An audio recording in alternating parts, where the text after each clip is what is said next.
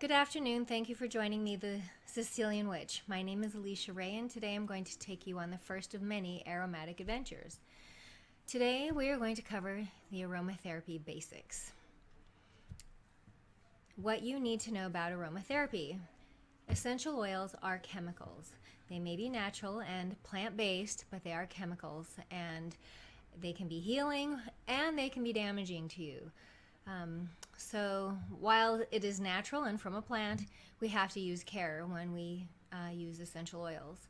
Essential oils do cross the blood-skin barrier and can be found in your bloodstream anywhere from half an hour to 3 hours after applying them to your skin. Essential oils affect all aspects of your well-being, your physical health, so your body, your mental health, mind, and spirit. Any essential oil can be toxic. They are chemicals. They are absorbed into your body. Some of the essential oils that are produced are poisonous from the very beginning. No matter how small of a dose you use, that essential oil is going to be poisonous. Other essential oils can become toxic over time, and when this happens, it's from using a consistent dose over many weeks or months. Your body absorbs them, and if your body isn't metabolizing them or processing the essential oils, or you're using too much of them, you can become toxic. You'll find it poisoning in your liver. You can have kidney damage. You can have smooth muscle damage, and in some cases you can have brain damage. So learning how to cycle your use of essential oils and changing your dosages and all of these things are important to know, and we will talk about those in upcoming episodes of our Aromatic Adventures here. Some essential oils can be used frequently and regularly, and some are for acute situations only. Wounds, immediate stress, anxiety attacks, things like this. Note that if you are not being directed by an aromatherapy professional, you should not be ingesting your essential oils. It is very difficult to measure exact amounts of essential oils for consumption, and people often think that if 1 drop is good, 5 drops are better. And that is not always the case, especially when it comes to essential oils, since they are concentrated chemicals. And there was quite a big concern through the Food and Drug Administration that they needed to regulate the use of essential oils because people were eating them. Please don't eat them, for not only dosage reasons and control of your dose and the control of the size of your drop, but because you need to be really careful about the supplier of your essential oils and the quality of your essential oils to make it safe enough to consume. So please do not eat your essential oils unless you are working with a trained professional. Small children, pregnant ladies, and the elderly require special considerations when using essential oils. Some essential oils, like eucalyptus, that are very cooling to the respiratory system, can actually trigger a response in small children that makes it difficult to impossible for them to breathe, and they suffocate. And while we think we're clearing up their sinuses and making it easier, we are actually making it harder. And children have died from being exposed to some of these essential oils too soon in life because of this cooling response that causes them to catch their breath and not hold it and breathe. Generally, most essential oils we consider not safe for children until they're at least 2 years old. And the same with the elderly people. They have this problem as same as the small children, but our elderly also have very delicate skin like a baby does, but they're also taking lots and lots of medication, and essential oils can affect different types of medication. So the elderly need special consideration when using essential oils for application as well. Inhalation therapy for any of these groups except the small children is generally regarded as safe. Pregnant women, there are essential oils that cause contractions of the uterus can cause miscarriage of a baby. And high doses of essential oils applied to a pregnant woman's skin will go through her bloodstream and to the baby's bloodstream as well. And we want to make sure that we're not giving any chemistry to our growing babies. If you are under the care of Western medical professionals and you are using pharmacology, you should consult a trained aromatherapist and your doctor before using some essential oils. Because of drug interactions, you want to make sure you're not counteracting or multiplying the effects of the medication that you're taking. There are contraindications to many essential oils, so make sure when you choose one that you do a little research and know what those contraindications could be, and compare that to your current state of physical health to make sure that this is not going to be, using this oil is not going to be a problem for you. While aromatherapy is a natural tool to creating balanced wellness, I am required by law to present aromatherapy as an adjunct therapy to your Western care. If you are under care and are seeking to improve your health trifecta of body, mind, and spirit, I am able to make recommendations for you on your choice of essential oils and herbs and nutrition. I do not diagnose under any circumstances. Remember, essential oils are chemicals and can be considered drugs. Essential oils are powerful concentrates to be used in very small doses, and essential oil quality is paramount for optimal results. Plant-made versus synthetic. Synthetic oils are typically things labeled apple blossom and strawberry. Plant-made oils are eucalyptus and orange peel and lemongrass and vetiver. However, you can also make an all-natural synthetic essential oil.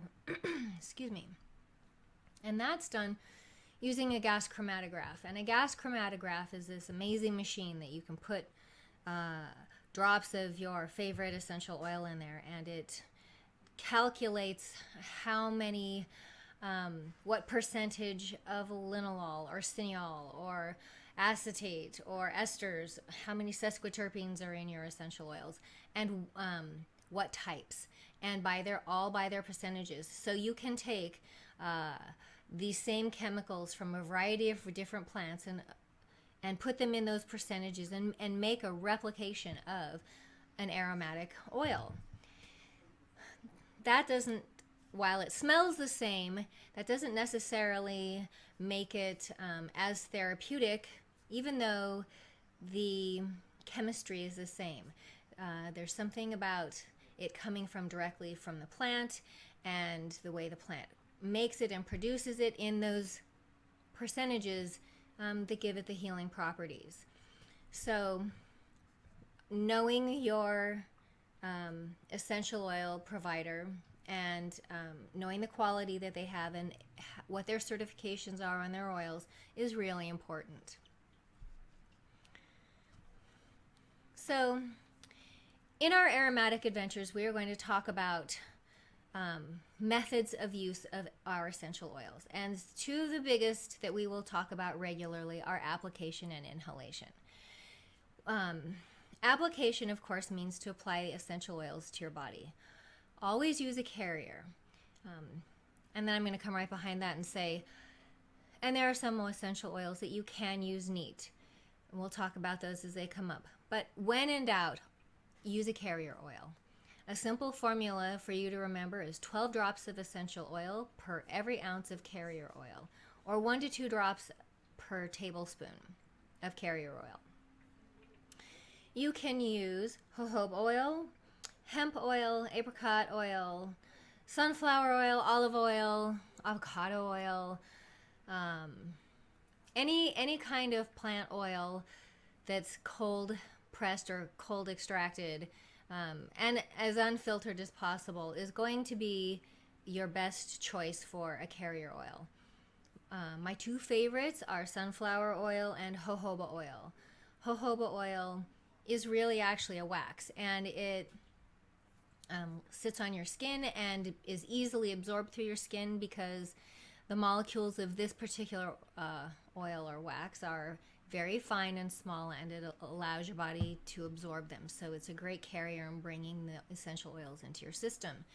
Other oils have a little bit larger molecules and it sits on your surface longer. You'll notice there's a greasy feeling.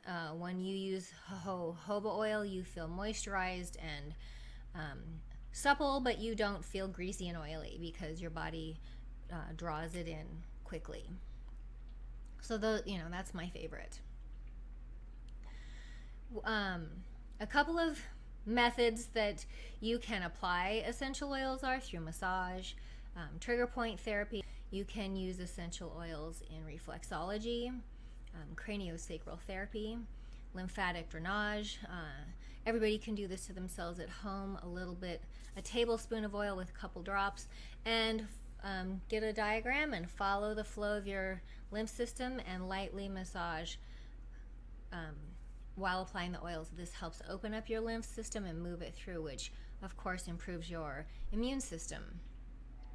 I also use a technique called quantum meridian points. It's my own system for applying essential oils to the meridian points in Chinese medicine that correspond to chakra energy and correspond to body systems. So utilizing the genetic memory and the energy of the vibration of the essential oils to help activate the flow of energy along those meridian points.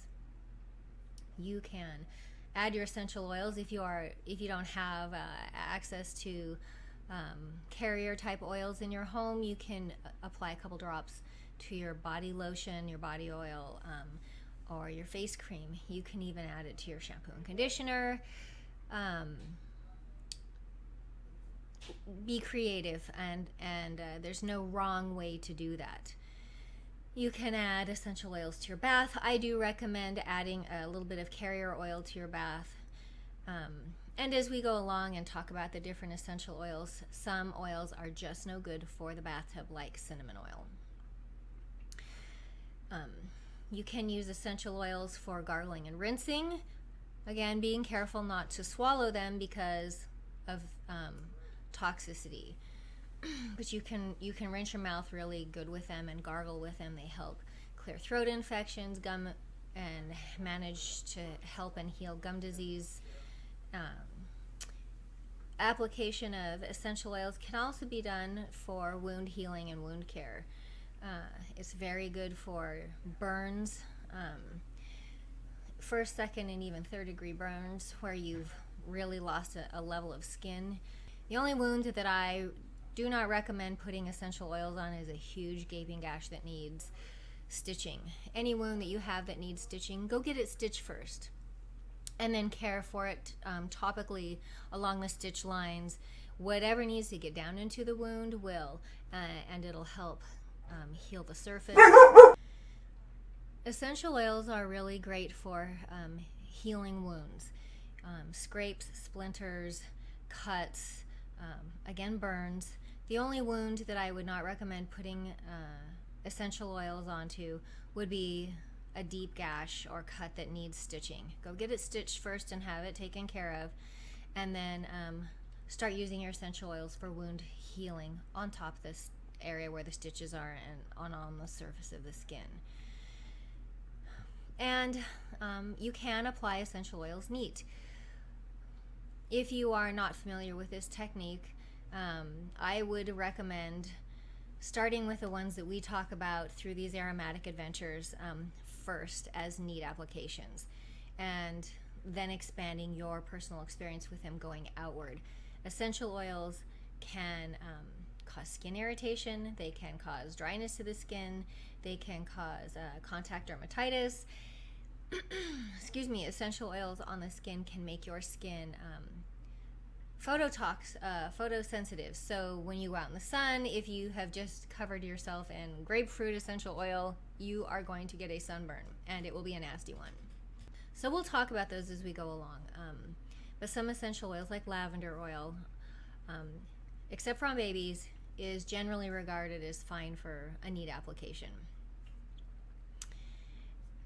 All right, inhalation therapy means to breathe it in. And when you breathe in an aroma, a scent, an essential oil, you are triggering some very ancient parts in your brain called the limbic system. And this is where your body reconnects with its feelings of fright and anxiety, and its feelings of calmness and sedation and relaxation. It brings back memories, and it's a place where you can create new memories. So this using inhalation therapy is really wonderful for training an anxious mind, an overactive mind, about what it feels like during a moment of high anxiety with an inhalation, to take in an inhalation and feel a relief, and feel your limbic system tell the rest of your body to calm down. So inhalation therapy is actually very productive in producing not only a better respiratory system, but a better state of mental health. So a couple ways that you can do your inhalation therapy are steam inhalation treatments. And that just is a bowl of boiling water that's cooled down for about 30 seconds to a minute, and you put a couple of drops of essential oils in there and cover your head and have a slow, relaxing spa facial and inhalation. It's good for your skin, and it's really great for your respiratory system. It'll open up your bronchioles, it'll calm down a chronic cough. It allows the essential oils that you breathe in come in through your nasal passage. They moisturize your nasal passage. They help clear out any infection in there. They make your mucus run if you're congested.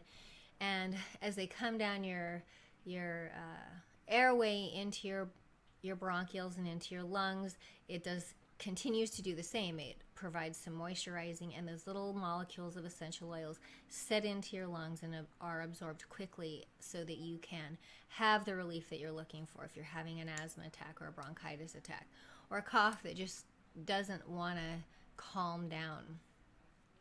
In places where it's cold, and especially where it cools down dramatically from daytime to nighttime, it can bring on coughing fits for people with those issues, and that's a rough time of night. So this is a really great therapy for that, and you can calm that down, which will in turn help you go to sleep. You can use a nasal application, and we come over to our application side for a second here. Get a teaspoon of coconut oil and add a drop of eucalyptus oil or tea tree oil or Raven Sarah oil and stir it in there, and take a Q-tip and swab the inside of your nose. It's disinfecting, soothing to your sinuses, and opens up your airways. All right, this little gadget here is an inhalation stick, and you take it apart and fill it with some essential oils, and when you need to get a breath of your favorite jasmine oil, or you need some rosemary, it's test time and you need to brighten up your brain so that you can remember everything you've studied, you can take a sniff on both nostrils of your essential oil and have the benefit of it without having to go through a whole application mess out while you're out in public. This is a great way to carry your essential oils with you and get a little boost from them. This is a cool mist diffuser. It's an ultrasonic diffuser, and you put your spring water in there, distilled water, and your essential oils, and the ultrasonic vibrator in there vaporizes the water and the essential oils into even tinier molecules so that they can go up into the air, and so that you can enjoy the aroma of them, but also enjoy actually inhaling the tiny little particles of the essential oils, so that it does affect your bloodstream. There are studies that show that people have the chemistry of essential oils in their system when they have just diffused and not applied the essential oils. So even inhaling the molecules of the essential oils in your space is therapeutic enough. Anybody who is familiar with asthma treatments is familiar with the nebulizer. And you can get a small separate nebulizer for doing aromatic inhalations. And you put your water in there and add a drop or two of essential oils, and you can do an up close and personal breathing treatment. And this I find to be one of my best ways for me personally to manage asthma symptoms when they come up. And I don't want to take my steroid inhaler because that thing makes me jittery and moody, and it's hard to hold a pencil. I don't find any comfort in taking that other than the fact that I can breathe. And this way I can choose my essential oils, how stimulated I want to be, and I have a variety of oils I can choose from if it's an early wheeze or is a dark and wet and sticky wheeze. I have a variety of oils I can choose and a volume of drops that I can add to this. I have a lot of control with this for managing my asthma. And lastly, inhalation therapy can happen using a nebulizer. And this is kind of a different looking device for getting your oils up into the air. There's a little pump in there, and this is a hand blown glass piece, and there's a little filament like a light bulb down in the bottom of the bottle, and you put 10-15 drops of your essential oil in there, and the pump blows air through that little filament in the bottom, and it vibrates, and it breaks down those droplets of essential oils into tinier molecules and blows the essential oil, and only essential oil, out into the air of your room. This is extremely good for creating a therapeutic effect. These devices are a little more pricey, and they also come with a particular set of drawbacks that make it, something you have to really consider about using. Because they blow purely droplets of oil into the air, you need to have a place in your room where you can set it where it blows out, and it's not directly going to land on things, because essential oils will destroy the finishes of furniture. And you have to be able to stand the sound of a little fish tank pump. I can't have that sound in my room. It'll keep me up all night, but I could have it in my office area where I have other sounds going during the day, and it wouldn't disturb me at all. So the pros and cons of the nebulizer, but it is ultimately the best way to get your essential oils up into the air for you to breathe. Lastly, we need to talk about the contraindications associated with essential oils. There potentially could be a contraindication for every essential oil out there based on your personal health and your chemistry, and whether or not you're taking medications and what types those are, where you are at, what stage you are in your life, and the quality of your health. So, check out what potential contraindications you could have for any essential oil that you want to begin using, and check it against your own trifecta of well-being. Check it against your body, mind, and spirit health, and your pharmaceutical health, and all of this before you apply or inhale your essential oils. If you're taking a blood thinner, for example, some essential oils are known to be blood thinners. So adding an extra blood thinner to your regimen could really be disastrous if you take a wound that where there's bleeding involved. Again, you want to check age, stage in life such as pregnancy, and if you have allergies to known plants, make sure that the essential oil that you want to use does not come from the family of plant that you are allergic to. For example, chamomile is a member of the ragweed family. So if you are allergic to ragweed, chamomile has much higher potential for, chamomile oil has a much higher potential for irritating your skin and causing you more allergic response than using another oil for a similar effect.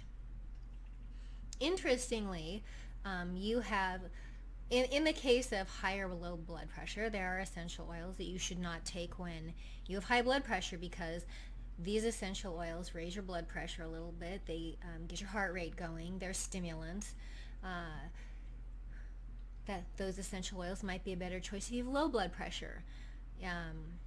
And if you have low blood pressure, taking valerian or using valerian essential oil in any way might lower it too much, where that might be significantly more beneficial to you if you are suffering from high blood pressure. So when you are looking at your essential oils, it may not be good for one thing, but it will be good for another. And you may not be a candidate to use certain plant oils in your wellness program. And again, a reminder about your deep wounds, not to apply those essential oils to a huge open wound. Also, I don't have this on my list here, but do know that tea tree oil is toxic to your dog. Many essential oils, while they will repel insects and fleas and ticks and all of these things, are not to be used daily on your dog. If your dog has anxiety, there are essential oils that you can use for your dog when you leave the house to be a little more soothing and caring for them. And there are oils that you can use in their ears to clean out ear mites, and there are oils that you can use on their skin for hot spots and summertime aggravation that dogs will get in their fur. But not every essential oil is safe for your dog. They absorb differently than we do, and metabolize differently than we do, and we want to make sure we don't go topically poisoning our animals because they're much smaller than we are, and they can't tell us when they don't feel good. So when we'll do a couple of segments on different ways to care for your pets using essential oils and what oils are actually safe for them. But know that essential oils without good information for your animals should be considered a contraindication. Lastly, know that because essential oils are an active oil, they are absorbed easily and readily into your body, and the chemistry in those used by your body, know that they may react and interact with drugs that you are taking from your doctor. While there's no evidence to imply that any significant adverse reaction may occur, essential oils have been used with allopathic drugs very successfully in hospitals. Your metabolism may be different than the test subject or the test base where this was tested in. And because there are some reactions and they do exist, I want you to be careful and safe and not put yourself in a state of health that you don't desire and that is unnecessary. More and more people now are turning to essential oils because they are natural, because they are not regulated, because they have control over their choices in creating wellness with their essential oils. When they are used as they are intended to be used, with common sense and a little bit of knowledge, the overall safety of essential oil use is impressive, and it is documented. There's a link here at the bottom of the page. It's drugs.com. If you have questions about essential oils you want to use and see if they interact with the medications you are taking, that's a great place to go looking. And one last thing that I'd like to share with you about essential oils is that they have so much more healing power than just the chemical constituents that are in them, because they come from plants, and because plants generate and regrow and come back year after year after year. They carry the genetic memory and the genetic history of millennia of plant growth of that variety or species. And this is knowledge to our DNA. So when we interact with an essential oil, we are interacting with all of this millennia of DNA transcription that has the potential to be healing to us as well. So I can't wait to introduce you to all the essential oils that I know and love, and I'm really looking forward to it. In our next Aromatic Adventure, we're going to look at 2 different types of chamomile oil. Roman chamomile and German chamomile, and we'll look at their chemistry profiles, we'll look at how to use them, and we'll talk about what makes them different and how to identify them. Alrighty, I'll see you next time. Have a great day.